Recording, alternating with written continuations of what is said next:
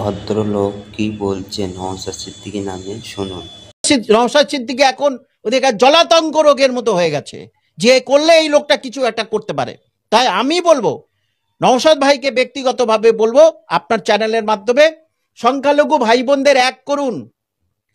আমি শুভেন্দু বাবুর মতো নাম বলছি না সব হিন্দু এক হও, একেবারে বলছি না। সংখ্যালঘুদের পিঠ বাঁচানোর জন্যে এবং সংখ্যালঘুর এই ৯৫টা সিটে যদি সংখ্যালঘুরা পেয়ে যায়, তাহলে সংখ্যালঘুদের ছাড়া কেউ কিন্তু বিধানসভায় ২০২৬-এ গড়তে পারবে না। আর সেটাই একটা ইতিহাস গড়ে তুলবে। সেই ইতিহাস আমি বলবো নওশাদ ভাইকে দিয়ে সেই ইতিহাসের উদ্বোধন হোক। এবং আর যদি কোনো মুসলিম লিডার থাকে পশ্চিমবঙ্গে, সবাই এক হন। এক না হলে, এক ছাতার তলায় না আসলে কিন্তু ২০২৬-এর পথে সংখ্যালঘুদের প্রতি অত্যাচার বিজেপি করা দূরের কথা, এই সরকারই করবে।